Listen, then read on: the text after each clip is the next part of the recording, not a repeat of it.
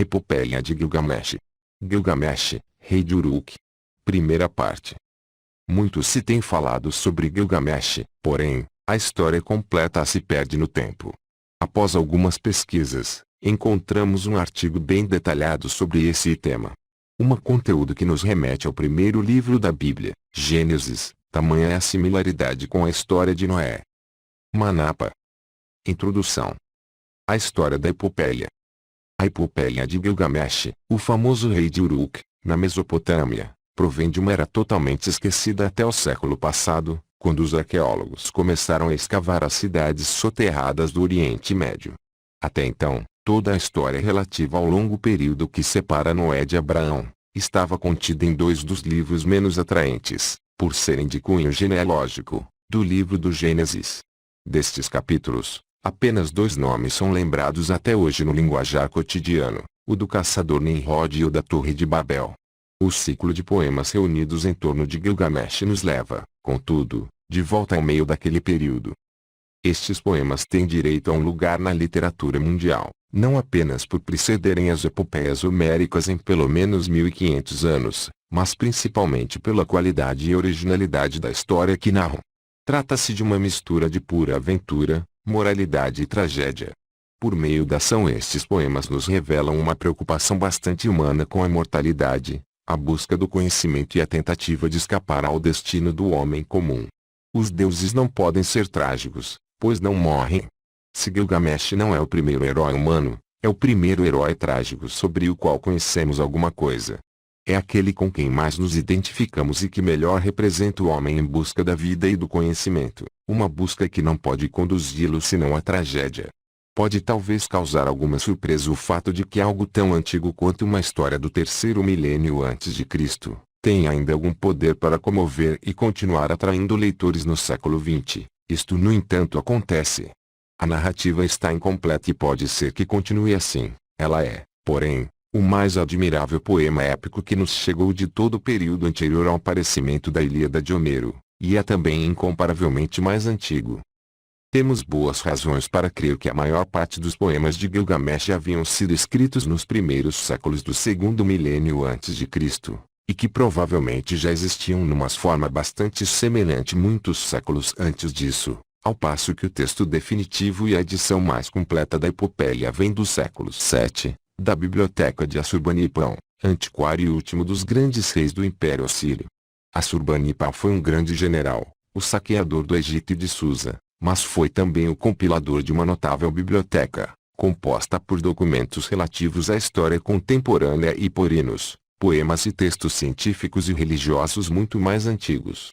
Ele nos conta que enviou seus servos aos antigos centros de saber de Babilônia, Uruk e Nippur, para que pesquisassem seus arquivos e copiassem e traduzissem para o semítico acadiano da época, os textos escritos na antiga língua suméria da Mesopotâmia. Entre esses textos, copiados segundo o original e cotejados no palácio de Assurbanipal, rei do mundo, rei da Síria, estava o poema que chamamos Epopeia de Gilgamesh.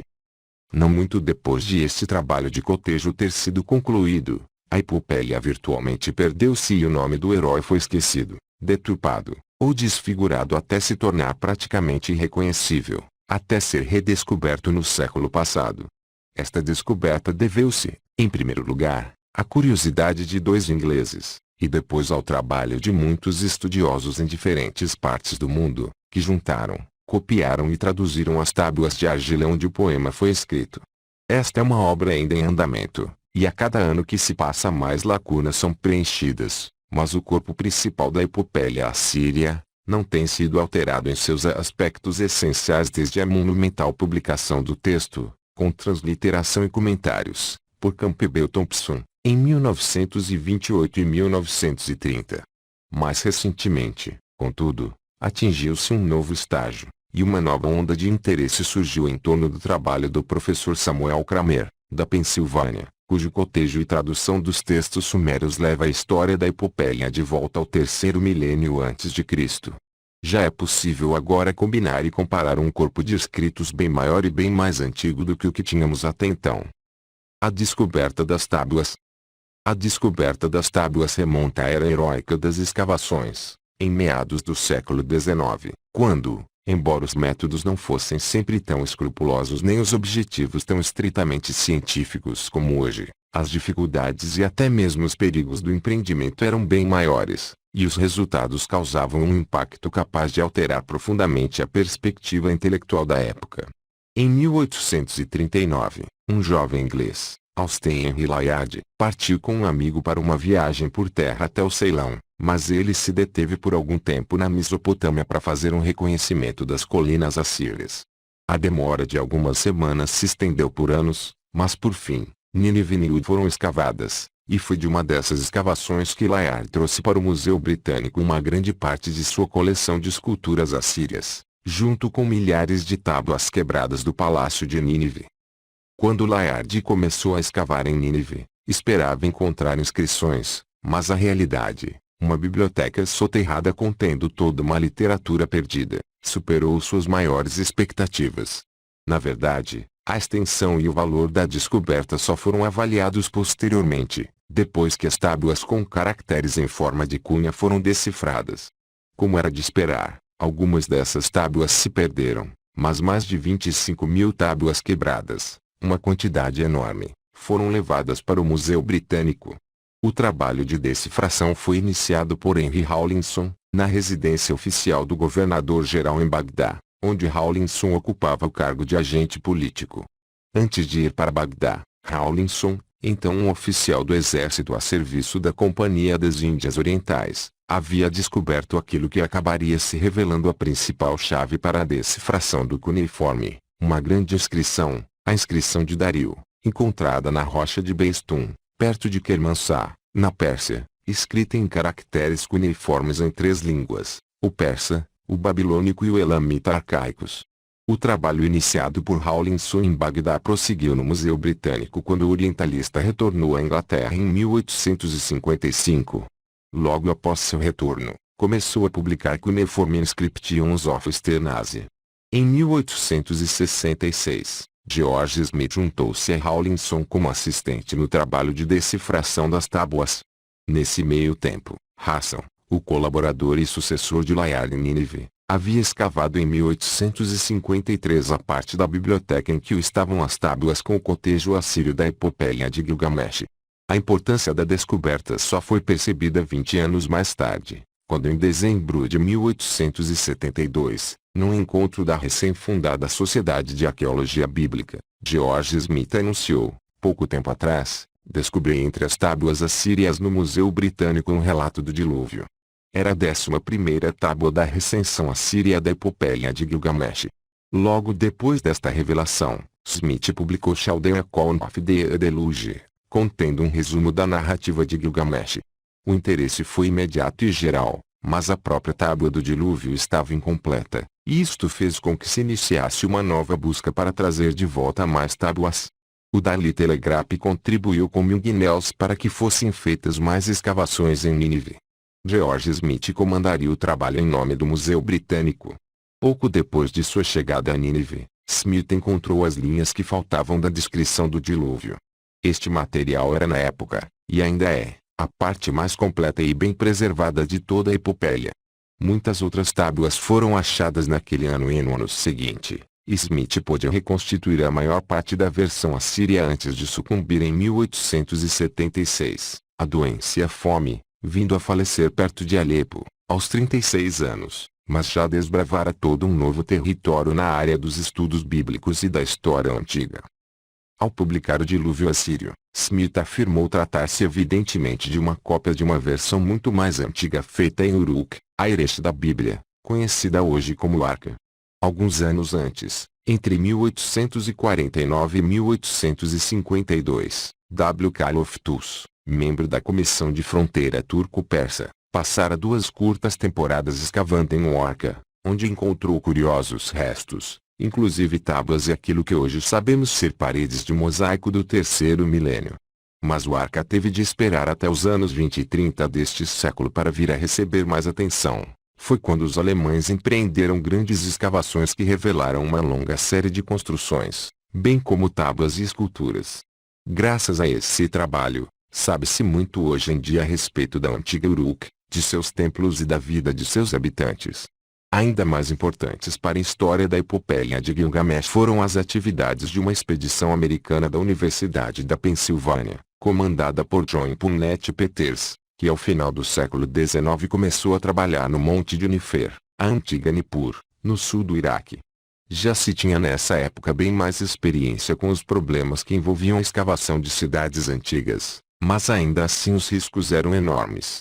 O primeiro período em Nippur, 1888 a 1889, começou alegremente com a chegada de Peters e seu grupo ao sítio de escavação, depois de um galope desenfreado através dos bambuzais em cima de fogosos garanhões. Mas sua última visão do monte ao final da temporada foi de árabes hostis executando uma dança de guerra nas ruínas do acampamento. O trabalho continuou, contudo, no ano seguinte, e um total de 30 a 40 mil tábuas foram encontradas e distribuídas entre museus na Filadélfia e Istambul. Em um pequeno grupo destas tábuas encontram-se as versões mais antigas do ciclo de Gilgamesh na língua suméria. O trabalho em campo e nos museus continua. Com a publicação das tábuas Tiur que se encontram no Museu Britânico, novos acréscimos foram feitos ao texto conhecido. Foram também identificadas tábuas em Bagdá e em outras partes, algumas de importância histórica, outras diretamente relacionadas ao texto. A dispersão deste material tem complicado o trabalho de decifração, pois, em alguns casos, metade de uma tábua importante está guardada na América e a outra em Istambul, fazendo-se necessário juntar cópias de ambas as partes para que seu conteúdo possa ser compreendido. A maioria dos textos antigos são documentos comerciais e administrativos, arquivos de negócios, listas e inventários que, embora sejam profundamente interessantes para o historiador, não o são para o leitor médio. A recente decifração da escrita conhecida como Linear B, da Era do Bronze de Micenas e Creta, não revelou literatura alguma. Uma enorme biblioteca descoberta em Kultepe, na Anatólia Central, compõe-se integralmente de registros de transações comerciais, excetuando-se um solitário texto, que, além disso, é uma maldição.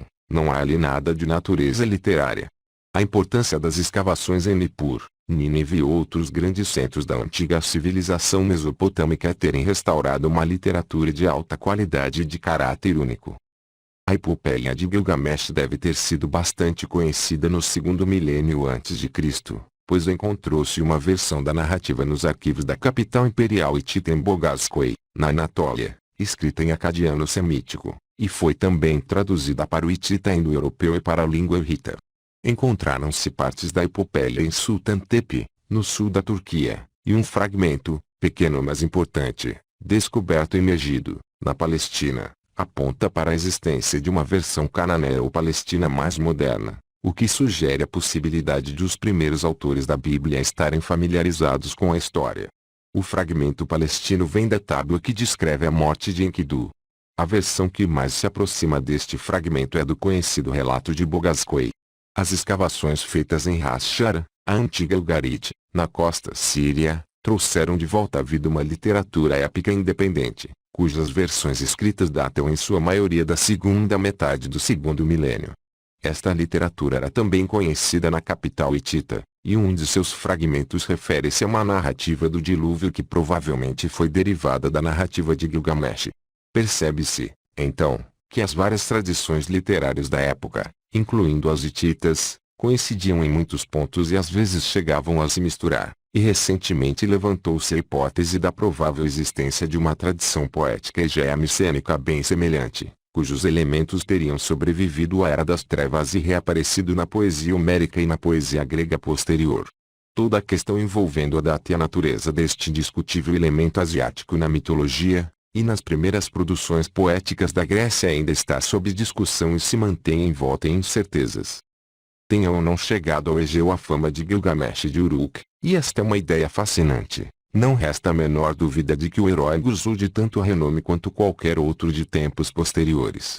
Seu nome tornou-se aos poucos tão familiar que passaram a lhe imputar anedotas e outras invenções, como numa fraude popular que sobreviveu em tábuas do século VIII a.C., que provavelmente são cópias de um texto mais antigo. Trata-se de uma carta supostamente escrita por Gilgamesh a um outro rei, com ordens para que enviasse uma quantidade absurda de gado e metais, assim como de ouro e pedras preciosas, que serviriam à confecção de um amuleto para Enkidu, que não pesaria menos de 15 quilos. A anedota deve ter sido muito bem recebida, pois sobreviveu em 4 cópias, todas de Sultan Tepe. O texto foi recentemente traduzido e publicado pelo Dr. Oliver Gurney. O contexto histórico. As escavações arqueológicas e a decifração dos textos ensinaram-nos muito a respeito do contexto histórico e literário da epopeia. Embora somente a última versão, a da Biblioteca de Assurbanipal, tenha sobrevivido em forma relativamente completa, a impressão que se tem é de que todos os elementos mais importantes da história existiam como poemas separados na literatura suméria mais antiga, poemas estes que podem ter sido, e é quase certo que foram, compostos e recitados oralmente muito antes de terem sido registrados em forma escrita. Embora nenhum elemento da história possa ser posterior à destruição de Nínive no século VII, uma situação típica do terceiro milênio é discernível por detrás de grande parte da ação e provavelmente proporcionou seu contexto. A tradição por trás disso remonta mais uma vez à era anterior ao aparecimento da escrita, na fronteira entre a lenda e a história, um pouco depois do dilúvio, quando os deuses foram substituídos pelos mortais nos tronos das cidades-estados. Estamos falando da civilização suméria arcaica. Os sumários foram os primeiros habitantes da Mesopotâmia a conhecer a escrita, e é na língua deles que foram escritas as mais antigas tábuas de Nippur relacionadas a Gilgamesh. Eles já haviam irrigado o país e povoado o território com suas cidades antes da invasão das tribos semíticas no decorrer do terceiro milênio. Os próprios sumérios devem ter sido conquistadores a entrar na região pelo norte e pelo leste durante o quarto milênio. A influência deste povo talentoso, demonstrada nas leis, na língua e no campo das ideias, persistiu por muito tempo após a invasão de seus vizinhos semitas. Esta influência tem sido comparada, e com justiça, à de Roma sobre a Europa medieval. Seu idioma continuou sendo utilizado na escrita, como o latim na Idade Média, por muitos séculos após a perda de sua identidade política. Por isso, não representa anacronismo algum o fato de encontrarmos os primeiros textos de Gilgamesh escritos nesta língua culta, embora a maior parte deles date do começo do segundo milênio, após a conquista semita. As escavações mostram que a civilização suméria arcaica do começo do terceiro milênio, também chamada civilização do antigo período dinástico, é posterior aos notáveis sinais de enchentes constatados em vários sítios importantes, entre eles, Churrupak, Kirsi-Uruk. Estes sinais coincidem com o final do último período pré-histórico, que os arqueólogos chamam período de Gendet-Nas, mas não há provas de que tenham sido rigorosamente contemporâneos. Sir Leonard Woolley identificou em Ur uma catástrofe ainda mais antiga, mas sua extensão foi apenas local, e não há provas arqueológicas que corroborem a ocorrência de um desastre natural de proporções devastadoras. Nem mesmo as mais antigas tradições sumérias fazem menção a um dilúvio de consequências catastróficas. Nos escritos sumérios posteriores, bem como nos antigos textos babilônicos, as enchentes e os dilúvios são enviados pelos deuses, junto com outros castigos igualmente catastróficos, a doença, a seca e a fome. Citam-se 5 cidades que teriam existido antes do dilúvio, e, para elas, o poder real descia do céu. Após a catástrofe, o poder real mais uma vez desceu à terra, e as cidades-estados que surgiram nessa época frequentemente se punham em guerra umas contra as outras. A semi-histórica lista dinástica suméria, composta no começo do segundo milênio, mostra que Kish foi a primeira cidade a ganhar preeminência, mas, algum tempo depois, Uruk derrotou Kish e tirou-lhe a supremacia. Estes dois estados eram tradicionalmente rivais. Na lista dinástica, Gilgamesh consta como quinto monarca da primeira dinastia pós-diluviana de Uruk. A riqueza destas cidades tornava-as alvo de cobiça, uma grande tentação para as tribos semitas selvagens da Arábia e para os povos guerreiros do Elon e das regiões montanhosas da Pérsia, a leste.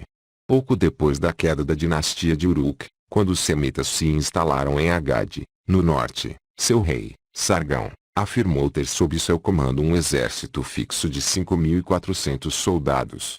Entre suas principais façanhas estava a destruição das muralhas de Uruk. Estas muralhas haviam se tornado proverbiais. Dizia-se, Uruk das fortes muralhas, e, tradicionalmente, foi Gilgamesh o grande construtor. No antigo período dinástico sumério, Cada cidade já tinha seus próprios templos em homenagem aos deuses. Eram construções magníficas, decoradas com mosaicos e relevos, e geralmente compreendiam um grande pátio e um santuário interno, tendo às vezes, como em Uruk, um zigurate na parte de trás.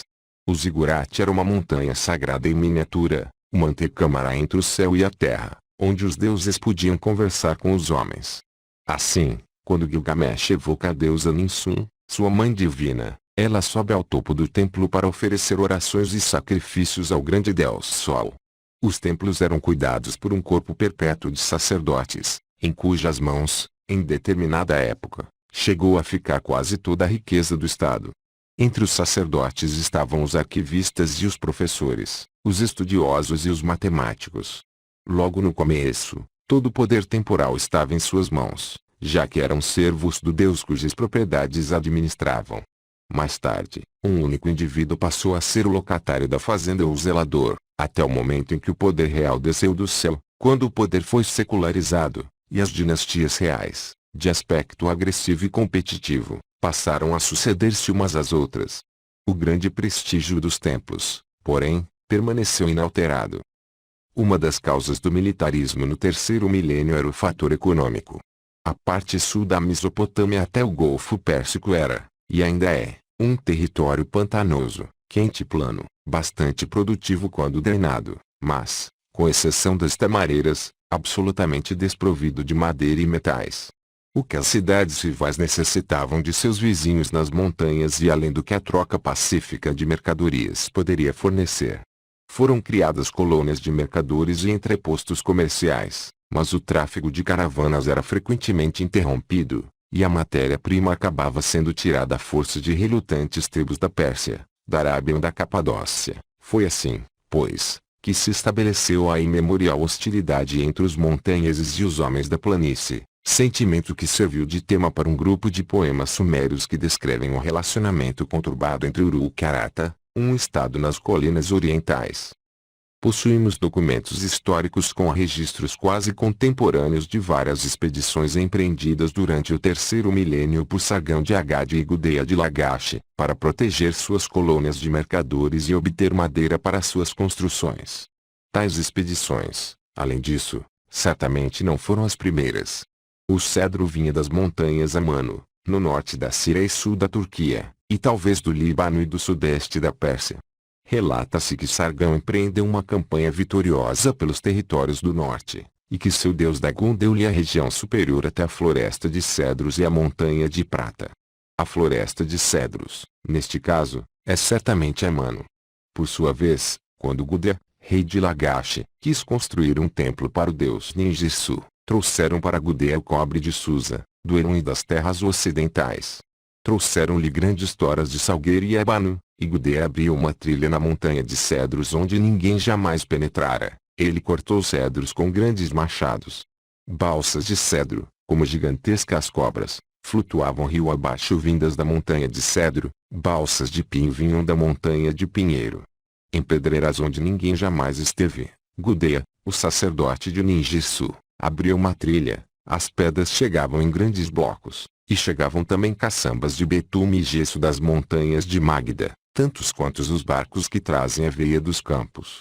Por detrás do Gudea de carne e osso podemos discernir a figura nebulosa de Gilgamesh, o grande construtor de templos e cidades, que se aventurou pelo interior das florestas trazendo de volta a preciosa madeira do cedro. O contexto literário. Sobreviveram da literatura suméria 5 poemas relacionados a Gilgamesh. Destes poemas, 2 foram utilizados e combinados com material mais recente nesta versão da epopeia. São eles, Gilgamesh e a Terra dos Vivos, e fragmentos da morte de Gilgamesh, que, como sabemos hoje, fazia parte de um texto bem mais longo, de pelo menos 450 linhas. A linguagem usada aqui é muito semelhante à de um lamento por Uramu, monarca de Ur que viveu por volta de 2100 a.C., cujo texto, de passagem, cita o nome de Gilgamesh. Um outro poema, enfocando Gilgamesh e o touro do céu, está por detrás dos episódios da recensão ninivita que descrevem o insulto à deusa Ishtar e sua vingança. Uma grande parte do poema sumério Gilgamesh, Enkidu e o mundo inferior foi traduzida quase que literalmente e acrescentada à epopeia assíria, Tábua 12, sem tentativa de adaptação, embora seja incompatível com eventos anteriormente descritos, Tábua 7. Este adendo, porém, parece fornecer uma alternativa ao sonho e à morte de Enkidu, episódios colocados no centro da versão assíria. O episódio Gilgamesh Yaga, assim como a morte de Gilgamesh, é conhecido apenas em sumério. Tratava-se de uma narrativa não muito heróica e sem muita relação com o resto do texto, sobre disputas em um leve conflito armado envolvendo os estados rivais de Kish e Uruk.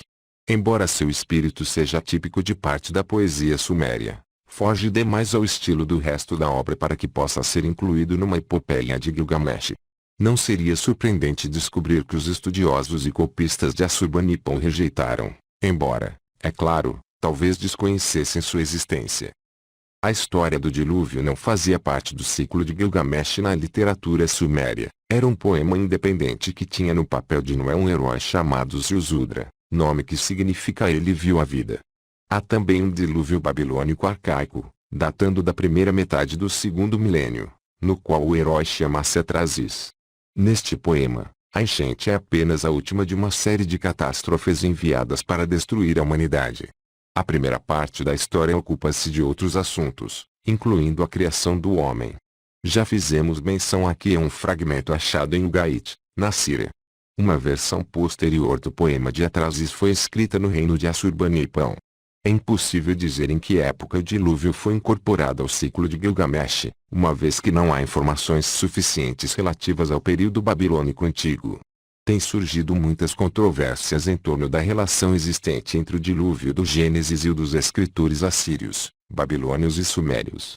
A opinião geral que se tinha até certa época, segundo a qual o relato do Gênesis seria uma versão mais refinada e recente de uma história bastante conhecida nas cidades da Babilônia, já não é mais de aceitação geral. Muitos sustentam a ideia de que tenha se originado diretamente de uma história muito antiga e independente.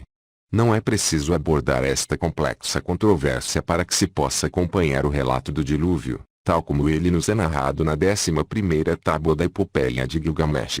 A decifração de novos textos pode vir a esclarecer melhor toda esta questão, mas, no momento, é provável que a melhor maneira de avaliarmos o relato do Gênesis seja utilizando como pano de fundo as muitas histórias antigas de dilúvios, histórias que não estão necessariamente relacionadas à mesma catástrofe, e que têm protagonistas, humanos e divinos, diferentes. É possível que nem todas as versões correntes na Mesopotâmia e no Oriente Próximo, durante o terceiro milênio, tenham sobrevivido até os dias de hoje. Uma mostra de que diferentes narrativas persistiram independentemente no passado, está no fato de que o herói de uma versão do século III a.C., que pode até ser de autoria de Beroso, um sacerdote helenófono da Babilônia, recebeu o nome de Xisutros ou Sisutros, que não pode ser senão Zizudra sumério, embora o nome tenha desaparecido das versões semíticas conhecidas. Fora do ciclo de Gilgamesh sobreviveram dois poemas sumérios, incompletos, como de costume, que tratam de um certo Emerkar, um antecessor de Gilgamesh no trono de Uruk, na lista dinástica suméria. Ele é o segundo nome após o dilúvio.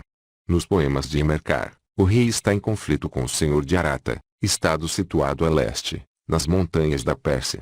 Motivo da briga é comercial e parece girar em torno de uma troca do trigo de Uruk por pedras para construção e metais preciosos, ouro, prata e lápis lazuli de Arata. Embora o texto conte com a participação de arautos e grandes guerreiros, sua ação é ainda menos heróica do que a de Gilgamesh Yaga. Como poderia se esperar de uma obra originada em Uruk, o Estado sai sempre vencedor em suas contendas contra Arata. Também herói de dois poemas é Lugubanda. Este rei é o terceiro da lista dinástica, e Gilgamesh às vezes se refere a ele como sendo seu pai semidivino. Lugubanda é uma figura mais interessante do que Emerkar e, como Gilgamesh, é um viajante. Em Lugubanda e Emerkar, ele é vassalo e paladino deste último. Também como Gilgamesh, Lugubanda atravessa grandes montanhas e o rio Kur, isto é, o rio do mundo inferior, antes de conseguir livrar Emerkar de seus inimigos. Em Lugubanda e o Monte Uhum, ele é dado como morto e abandonado por seus companheiros em uma outra jornada pelas montanhas, desta vez em Arata. Por meio de piedosos sacrifícios, Lugubanda obtém a proteção do deus Solo, e, mais uma vez, tal como Gilgamesh em suas peregrinações pelas regiões agrestes, ele come carne de animais selvagens e plantas silvestres como se fosse um pobre caçador. Nossa epopeia parece conter uma alusão proposital a este episódio, quando os conselheiros de Gilgamesh o fazem recordar-se da devoção de Lugubanda e o exortam a fazer sacrifícios ao Sol e a não se esquecer de Lugubanda. E possível então que os compiladores mais recentes tenham se inspirado também neste ciclo, além do ciclo original de Gilgamesh. A epopeia suméria foi provavelmente criada na fase proto-histórica da civilização suméria arcaica, no começo do terceiro milênio. O poema, contudo, só veio a ser transcrito muitos séculos mais tarde. Segundo uma teoria bastante aceita, estes sumérios chegaram à Mesopotâmia antes de 3000 a.C., e instalaram-se em suas férteis planícies, herdando a prosperidade dos habitantes originais, que, não dominando a escrita, são conhecidos apenas pela beleza de sua cerâmica e por suas aldeias de cabanas cobertas de cômodos e casas de tijolos secos ao sol. Segundo uma teoria alternativa, os próprios sumérios foram os primeiros agricultores na Mesopotâmia. De qualquer maneira, o mundo descrito nas epopeias é bem semelhante àquele dos primeiros 5 séculos do terceiro milênio, antes da unificação do panteão no fim do milênio, sob a terceira dinastia de Ur, e antes da padronização e do formalismo do segundo milênio. Dentre as primeiras obras literárias sumérias, os poemas de Enmerkar parecem mais narrativas de disputa e debate argumentativo do que epopeias heróicas. Não se traduziu ainda o suficiente do ciclo de Lugubanda para se julgar até que ponto seu estilo pode ser considerado épico e heróico. A maior parte dos demais poemas sumérios são hinos e lamentos dirigidos aos deuses, ou que se ocupam de seus atributos e atividades. Conhecem-se alguns poemas épicos, todos mais ou menos fragmentários, do período babilônico arcaico ou de períodos mais recentes, mas seus protagonistas são em geral deuses ou monstros. Gilgamesh é o único personagem humano de estatura heróica que chegou a nossos dias, embora alguns fragmentos heróicos possam ser encontrados em outros textos literários, como o Cântico de Débora no livro dos Juízes. O herói da epopeia. As dúvidas quanto à existência de um Gilgamesh histórico não afetam seriamente a nossa fruição da epopeia, mas recentemente os estudiosos conseguiram comprovar, sem sombra de dúvida, que um homem, um rei, chamado Gilgamesh, viveu e reinou em Uruk em alguma época da primeira metade do terceiro milênio. A questão se limita agora a determinar se ele viveu por volta do ano 2700 a.C., ou uns 100 anos mais tarde. Foram encontrados em vasos e tijolos os nomes dos antecessores de Gilgamesh e de seus contemporâneos, ao mesmo tempo, certos documentos semi-históricos, a lista dinástica suméria, da qual já falamos, e a chamada História de Tumu, fornecem testemunhos históricos e genealógicos conflitantes. Segundo a lista dinástica, Gilgamesh foi o quinto na linha de reis que se seguiram a fundação da primeira dinastia de Uruk, após o dilúvio, e teria reinado por 126 anos. Seu filho, contudo, reinou por meros 30 anos, e daí por diante os reis viveram e reinaram por períodos humanos comuns. O documento de Tumu, também datado do começo do segundo milênio, diz que Gilgamesh reconstruiu o santuário da deusa Ninlil em Nippur, depois das restaurações anteriores feitas pelos reis de Kish. As várias discrepâncias cronológicas são de menor importância em vista da comprovação da existência de Gilgamesh como personagem histórico, um rei que provavelmente comandou uma bem-sucedida expedição para trazer madeira das florestas do norte e que certamente foi um grande construtor. As muralhas de Uruk eram famosas, mas ainda não eram construídas com tijolo cozido. Trata-se de um anacronismo possivelmente originado pela má compreensão de redatores mais modernos de um texto mais antigo. Evocava-se a qualidade superior dos tijolos plano-convexos utilizados na construção das fortalezas. As escavações em Uruk mostram o esplendor dos templos ainda no período do surgimento da escrita. Gilgamesh, contudo, também é lembrado como um juiz justo, e relatos posteriores o transformaram, como o Minos de Creta, num juiz do mundo inferior, a quem as pessoas dirigiam suas orações e que era invocado através de encantamentos e rituais. Uma prece começa: Gilgamesh, Rei Supremo, Juiz dos Anunnaki. O herói é descrito no começo do poema, Ele é 2/3 Deus e 1/3 homem, pois sua mãe era uma deusa, como a mãe de Aquiles. Dela Gilgamesh herdou grande beleza, força e inquietude. De seu pai herdou a imortalidade. A história tem muitos desdobramentos, mas eis sua tragédia, o conflito entre os desejos do Deus e o destino do homem. A mãe de Gilgamesh era uma deusa relativamente obscura, que possuía um templo-palácio em Uruk. Na lista dinástica, seu pai é descrito um tanto misteriosamente como um Lilu, que quer dizer um tolo ou um demônio vampiresco, e também como um sumo sacerdote. Na versão suméria, Gilgamesh é o sacerdote de Kulab, uma área de Uruk, mas em seus momentos de tensão ele invoca Lugubanda chamando-o de pai. O reinado de Lugubanda foi o segundo antes de Gilgamesh e o terceiro após o dilúvio. Ele era o protetor da cidade e era chamado de Deus. Lugubanda reinou por 1200 anos. Numa obra que existe há tanto tempo e que foi tão frequentemente copiada e alterada, é inútil buscar precisão histórica nos eventos narrados. Exprimi a opinião de que a situação política do terceiro milênio constitui o mais provável pano de fundo da ação. O fato mais impressionante é o grau de unidade espiritual encontrado em todo o ciclo, no Sumério, no Babilônio Antigo e no Assírio, unidade que se origina do caráter do herói e de uma atitude profundamente pessimista em relação ao mundo e à vida humana. A insegurança da vida na Mesopotâmia explica, pelo menos em parte, essa atitude. Havia, além disso, aquele sentimento a que Henry Frankfurt deu o nome de angústia implícita, devido ao terror obsessivo de que forças turbulentas e misteriosas pudessem trazer a qualquer momento uma catástrofe à sociedade humana. Percebemos de antemão no caráter de Gilgamesh uma preocupação dominante com a fama e a reputação, assim como a revolta do homem mortal contra as leis da separação e da morte. O conflito do homem selvagem ou natural, representado pelo personagem Enkidu, com o civilizado, representado por Gilgamesh, parece menos fundamental, embora tenha sido reenfatizado recentemente por pelo menos um autor. A história é dividida em episódios: um encontro de amigos, uma jornada pela floresta, o insulto a uma deusa caprichosa, a morte do companheiro e a busca da sabedoria ancestral e da imortalidade. Por todos eles perpassa uma mesma ideia, como no refrão do poeta medieval, Timor mortis conturbar-me.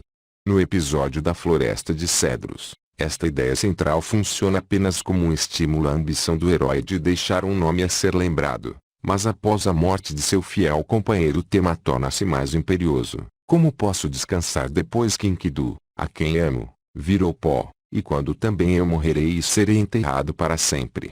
No final do poema, este espírito se transforma em mofa devido às oportunidades perdidas e às esperanças desfeitas. Esta atmosfera continua até a cena final, a da morte do próprio herói, quando a ambição humana é tragada pelo destino e acaba por se realizar através dos antigos rituais. A causa do pessimismo que dominava o pensamento mesopotâmico jaz em parte na precariedade da vida nas cidades-estados, uma vida submetida aos caprichos das enchentes, das secas e das ações de uma vizinhança turbulenta. O destino destes povos dependia também do caráter dos deuses, que eram considerados os poderes responsáveis por tais condições. Uma vez que os deuses desempenham um papel tão importante na epopeia, é bom falarmos um pouco a respeito destas criaturas imprevisíveis e aterrorizantes. Seus nomes e principais atributos estão arrolados no glossário, páginas 165, mas alguns deles, que desempenham um papel decisivo na ação, exigem por isso uma descrição um pouco mais detalhada. Seus nomes parecem estranhos e soam pouco familiares aos ouvidos ocidentais, e a topografia de seu mundo é, à primeira vista, tão peculiar, que uma explicação mais pormenorizada parece se fazer necessária. O leitor pode, contudo, se assim o desejar, deixar de lado o capítulo seguinte até o momento em que se sentir propenso a conhecer mais a respeito dos principais deuses e de suas habitações no céu ou no mundo inferior. Anônimo. Martins Fontes. Continua.